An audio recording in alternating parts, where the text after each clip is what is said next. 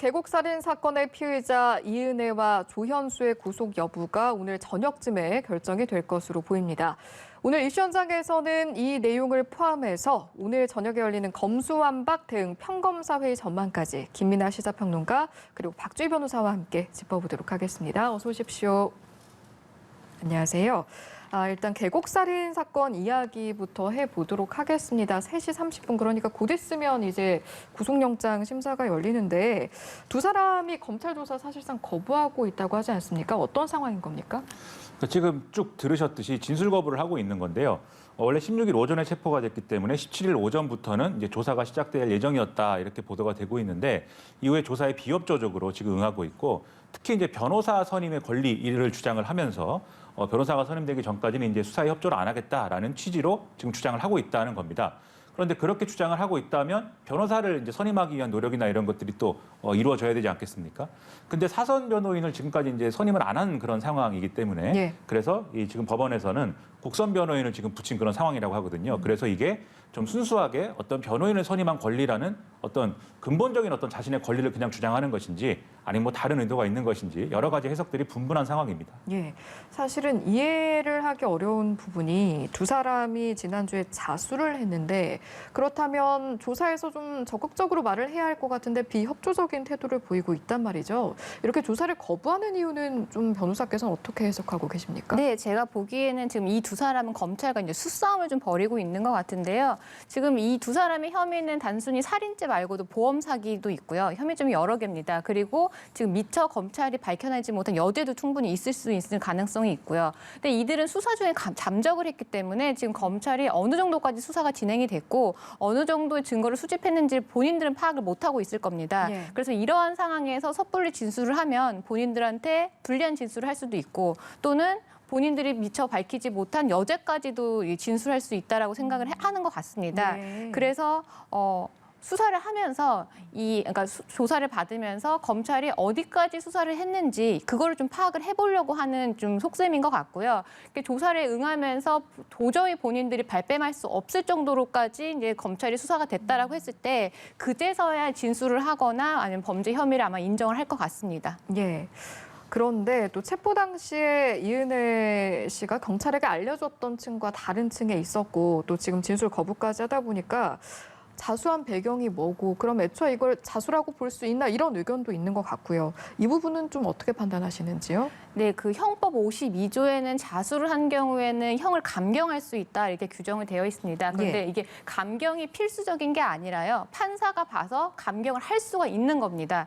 그런데 지금 이런 자수와 관련된 판례들을 보면 단순히 이은혜 씨처럼 내가 어디에 있다라고 알려준 것만으로는 이 감경을 받을 수 있는 자수는 좀 사실 부족하고요. 예. 적극적으로 나의 범죄 혐의나 범죄 사실에 대해서 적극적으로 수사기관에 진술을 하고 범죄를 뉘우치는 모습을 보여야지 감경을 할 수가 있습니다. 그런데 지금 뭐 말씀하신 것처럼 이은혜 씨나 뭐 조현수 씨 같은 경우는 지금 진술을 거부를 하고 있고 심지어 혐의를 지금 부인하고 있기 때문에 감경을 받을 수 있는 자수로는 좀 부족한 것 같습니다. 예, 그 판단을 이제 그렇게 내려주셨고 그렇다면 일단 당장 이제 영장실질심사의 결과는 어떻게 나올지 그것도 함께 전망을 좀 해보려고 하는데요. 먼저 평론가께 좀 여쭤보도록 하겠습니다. 구속 여부 어떻게 전망을 하시는지요?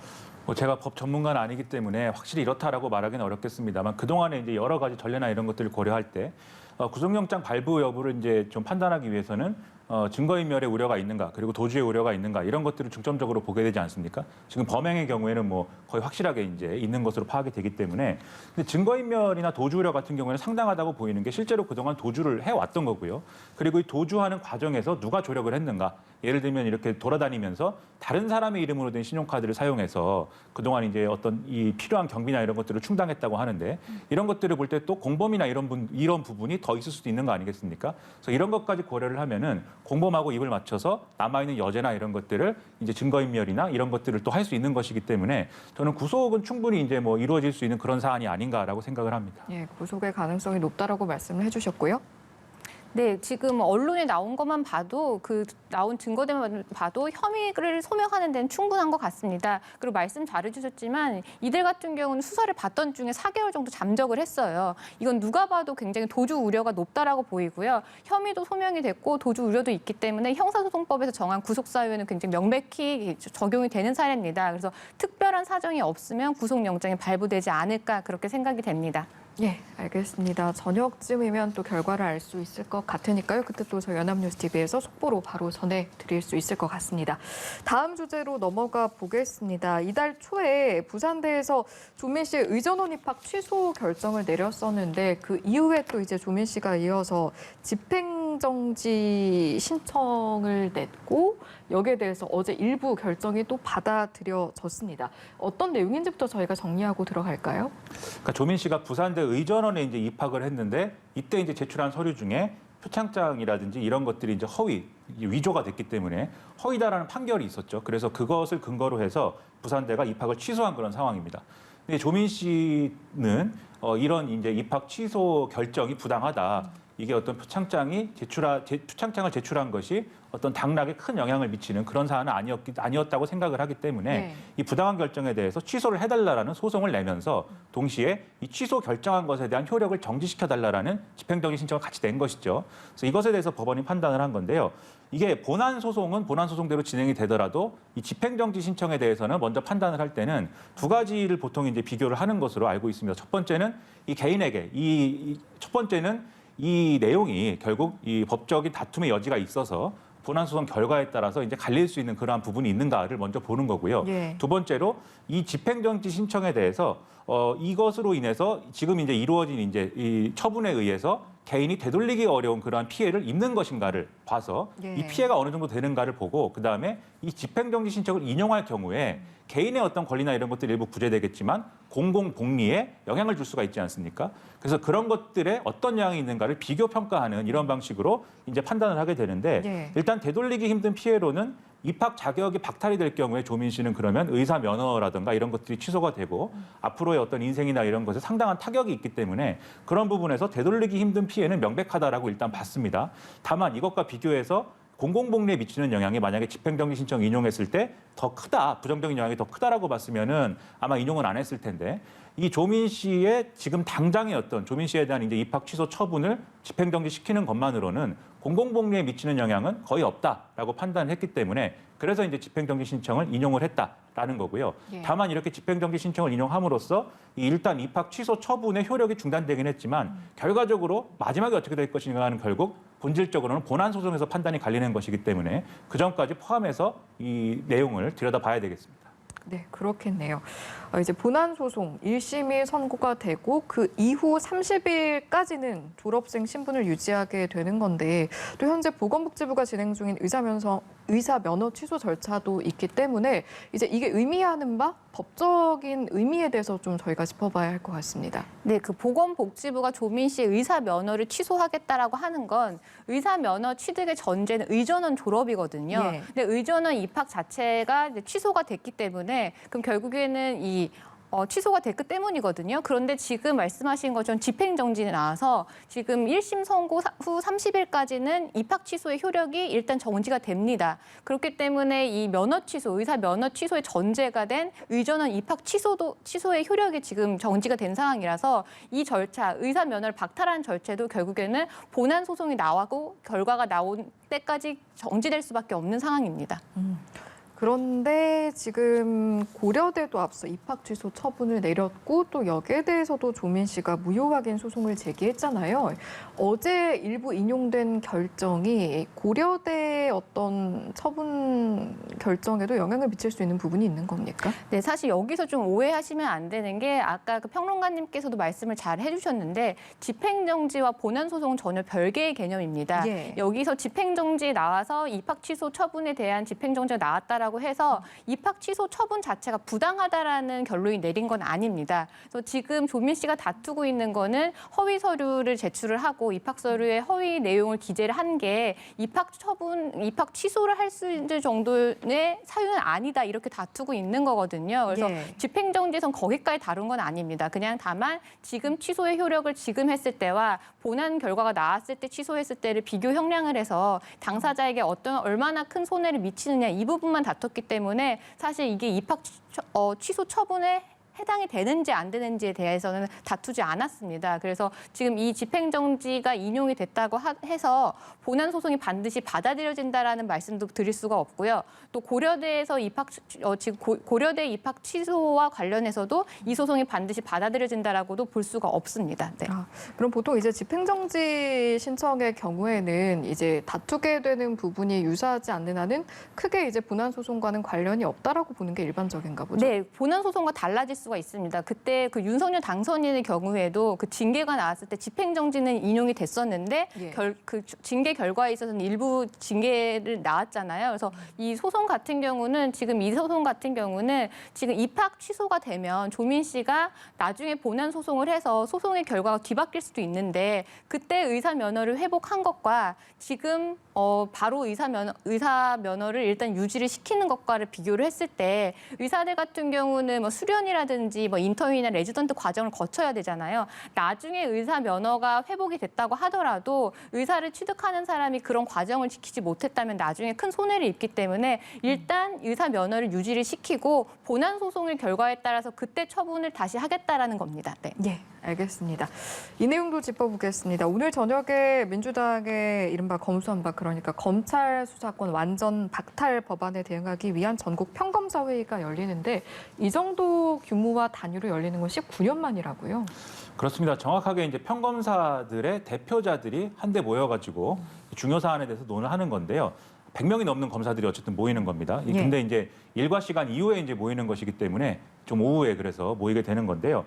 말씀하신 대로 이제 19년 만이다라는 거는 2003년도에 참여정부 시절에 강금실 당시 법무부 장관이 이 검찰에서 상당히 중요하게 여기는 검찰 문화가 있지 않습니까? 기수 문화가 굉장히 중요한 것인데 이 인사를 적극적으로 일종의 개혁적인 어떤 인사를 하겠다고 해서 이게 기수 파괴 인사다 이런 내용이 나오면서 그때 이제 평검사 대표자 회의가 처음 이제 열렸던 거거든요. 그 당시에 예. 마지막으로 열렸던 건데 이후에 이제 19년 만에 이제 열리는 거니까 사실 검찰 제도의 어떤 근본적인 어떤 변화라든가 또는 이와 관련된 가장 중요한 어떤 논란 등에 대응하기 위한 아주 이제 기초적인 어떤 그러한 이제 제도이다 나름대로의 검사들의 어떤 그러한 행동이다라고 볼 수 있다는 점에서 예. 그만큼 이제 민주당이 추진하고 있는 이른바 검수완박 법안에 대한 검사들의 어떤 경계심 그리고 반발 이런 것들이 상당히 커져 있다라고 볼 수가 있는 거죠. 그래서 애초에는 이 평검사 회의에서 아마도 좀 이제 예를 들면 정말 극단적으로 가면은 우린 다 이제 그만두자. 검수완박이 통과가 되면은 검사로서의 지위나 어떤 역할이나 이런 것들은 사실 큰 뭐 의미가 없는 거다라고 하는 정도까지 이 반발이 나오지 않을까라는 우려도 있었는데 예. 일단 어제 이제 김호수 검찰총장하고 문재인 대통령이 면담을 했기 때문에 아마 이러한 기류까지 종합적으로 반영이 될 것으로 예상이 됩니다. 예, 기류가 좀 종합적으로 반영이 될 것 같다고 말씀하셨는데 그렇다면 오늘 저녁에 이제 회의에서는 결과적으로 좀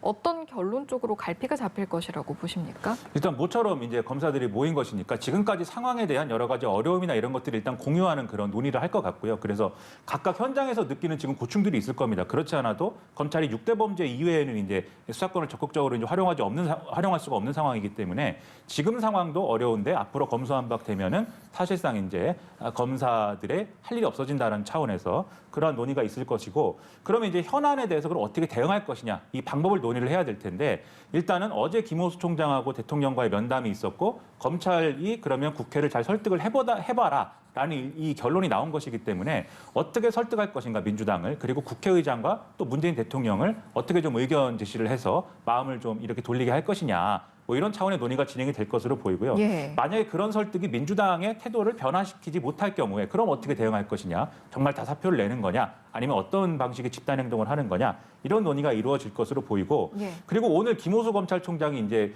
이 상황에 대해서 지금 그런 여론이 있는 거 아니겠습니까? 검사들이 이제 집단으로 반발하고 뭐 이런 상황에 비추어서 또 일부 국민들이 이제 검찰이 좀 너무한 부분도 있다 지금까지 이런 목소리가 있는 건데 그렇다면 자체 개혁안이나 이런 것들도 같이 내놓고 설득해야 되는 거 아니냐 이런 목소리가 있지 않겠습니까? 그래서 김호수 총장이 오늘 이제 몇 가지 얘기를 했는데 예를 들면은 이제 검찰 수사나 이런 것들이 어떤 독립성, 공정성을 유지를 하기 위한 어떤 특별법을 제정한다든지 또 특위를 만든다든지 그다음에 그동안 이제 일부 논의가 됐던 기소 대배심을 이제 이렇게 도입을 한다든지 또는 총장이나 고검장, 지검장들이 국회에 비공개로 출석을 해서 현안에 대해서 답을 한다든지 이런 것들을 좀 대안으로 얘기를 해보자라는 제안이 있었거든요. 그리고 이 중에 상당 부분은 대검이 또 논의를 한 바도 있다라는 것이기 때문에 이런 대안을 공유하고 여기에 대해서는 그런 평검사들은 어떻게 판단할 것이냐도 아마 입장을 정하고 논의를 할 것 같습니다.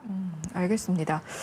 이제 검찰 측의 분위기도 그렇지만 법조계 안에서는 이른바 이 검수완박에 대한 여론이랄까요? 분위기가 어떻습니까?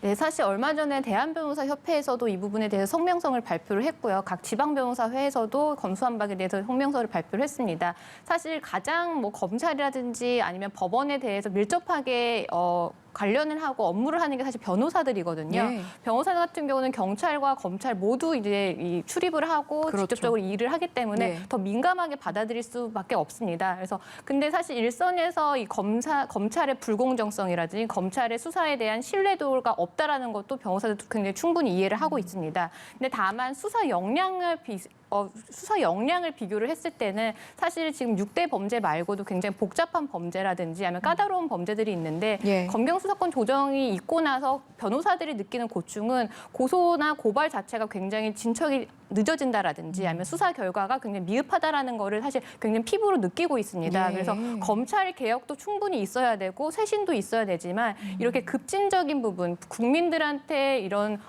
합의라든지 국민들에 대해서 동의를 받지 못한 상태에서 이렇게 급격하게 뭔가 추진하는 거는 또 다른 부작용이 만들어지지 않을까 그렇게 좀 우려가 됩니다. 예, 국민을 위해서라도 완성도를 높이기 위해서라도 속도 조절은 필요하다 이런 분위기를 말씀해 주셨습니다. 일각에선 이제 저희가 앞서서 평검사 회의 등의 내용 짚어봤는데 검사들의 검수완박 등 집단 행동에 대해서 일부 공무원법 위반이 아니냐 이런 지적도 있다고 들었습니다. 변호사께서는 어떻게 보시는지 궁금하네요. 네, 그 국가공무원법에서 금지하고 있는 집단 행동이라고는 조금 보기 어려울 것 같은 게요. 이 국가공무원법에서 금지하고 있는 집단 행동은 파업이라든지 아니면 우리의 요구를 들어주지 않으면 이렇게 할 거다라는 굉장히 위협적인 선언들을 말합니다. 그런데 지금 이 평검사 회의라든지 하는 걸 보면 검찰과 관련된 법안에 대해서 내부 관계자들의 의견 표명이라고 보는 게 오히려 맞을 것 같습니다. 그리고 더구나 검찰 내부 규정에는 일반 검사들 회의와 관련된 규정이 따로 있습니다. 그래서 소집 절차라든지 아니면 부의 안건이라든지 이게 다 규정이 되어 있는데 지금 평검사 회의를 주재하고 있는 절차를 보면 다 그 규정에 따른 것으로 보이거든요. 그래서 오늘 평검사 회의 결과 이 국회나 국민들을 설득하려고 하는 의견 개진이라든지 아니면 검수완박 법안에 대한 의견 표명 요 정도에 그친다라고 하면 국가공무원법 위반으로 보기에는 좀 어려울 것 같습니다. 예, 알겠습니다. 오늘 저녁 평검사 회의에서는 어떤 결론이 나올지도 저희가 지켜보도록 하겠습니다. 지금까지 박주희 변호사 그리고 김민아 시사평론가와 이 시간 함께했습니다. 고맙습니다.